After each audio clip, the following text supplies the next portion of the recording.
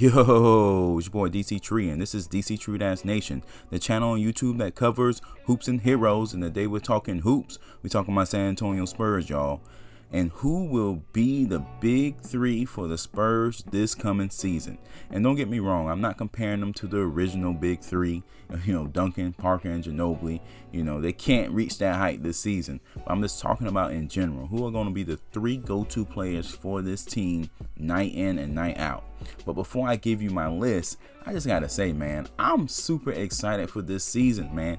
It's just an energy to this season that is very enjoyable. Like, we know we're not going to win the championship, and there's something freeing about that. We could just enjoy the games, enjoy the growth, enjoy the development. Man, listen, I'm Ric Flair excited, y'all.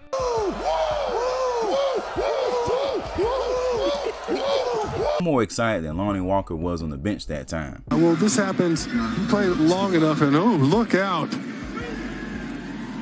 You might have to ice not only his ankle, but his ego after that one. I'm so excited. These young players going to have me at the game screaming off key like Eddie Murphy.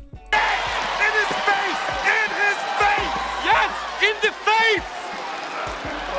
face! Y'all get what I'm trying to say, man. I'm just saying I'm excited to see these young players grow.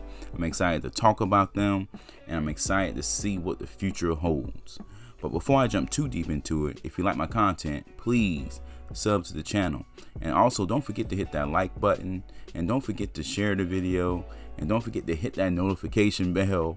It's a lot of new things on YouTube, so help a brother out. I appreciate the continued support. Okay, just to start this video off, it's going to be tough for you to pick a big three or a top three scorers or a top three relevant players on the team unless you understand the offense that the Spurs are running. Who they're running through, what sets are they running, what plays are they running on the regular. So there's no real way of knowing, and that's just how different this season is. This video is before the preseason. If you're late to this video, so I'm really speculating on who these players may or may not be, but really Popovich holds the power in his hand to call plays for particular players and whatnot.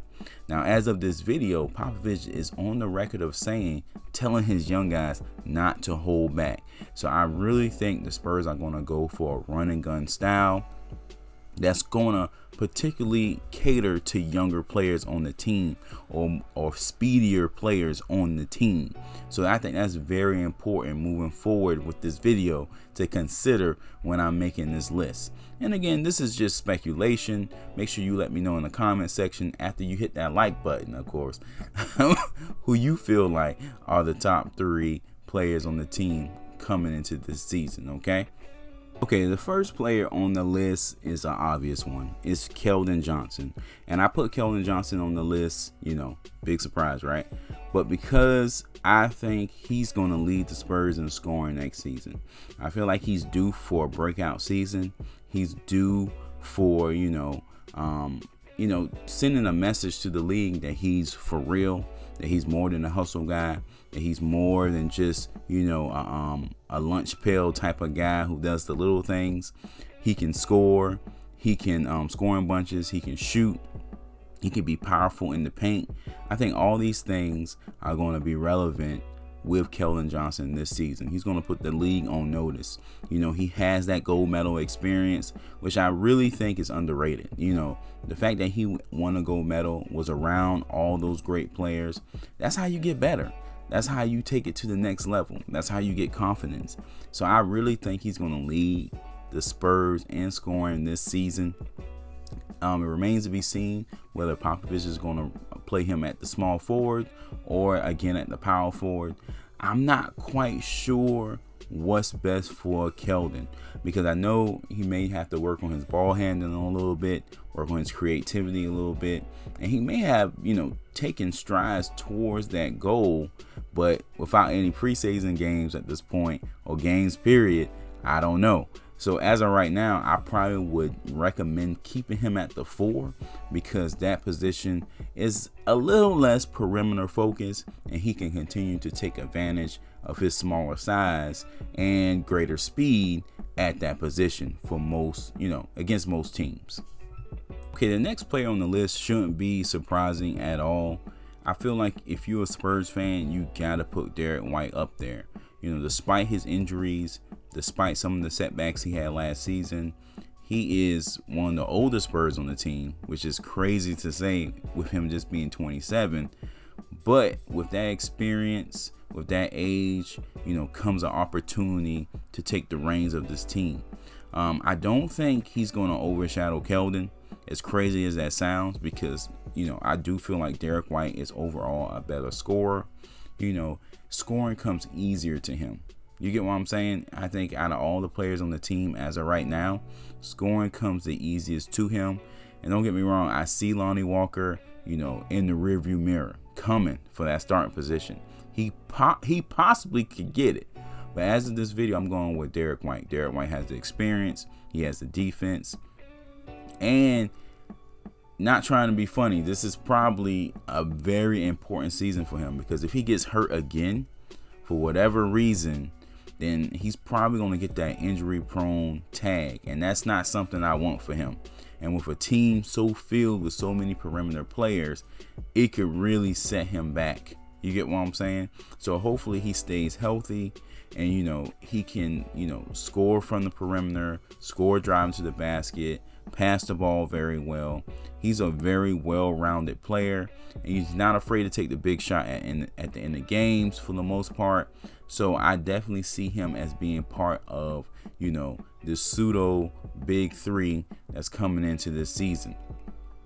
Another thing too about Derek White is the fact that, you know, he's unselfish, very unselfish player. I'm curious to see if Popovich brings him off the bench, and I know that's a controversial thing to say, but remember, I'm not saying he's a bench player. I'm just saying he may thrive harder off the bench because he's going against second tier talent, and then he doesn't have to worry about getting anybody involved. He can come off the bench and score in bunches. That's a possibility, especially when you think of, you know, Lonnie Walker.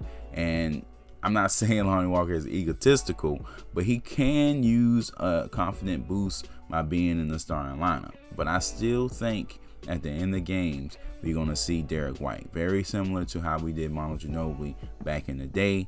So again, not surprised by this pick. Well, you shouldn't be surprised by this pick, because Derek White is the complete package for this team. Okay, last person on my list for the new big three.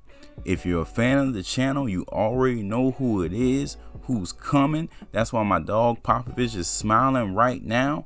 You know I had to put that killer, that monster on the list. My dog, my homie, my brother from another mother. Yes! Dejounte Murray. All right, guys, I'm doing a little bit too much. Okay, all jokes aside, if you're a Spurs fan through and through, you have to give Murray, even if you're not a fan of his, the benefit of the doubt. Last season, he averaged the 15 points, the 7 rebounds, the 5 assists, the first Spur in history to do that in all 3 categories.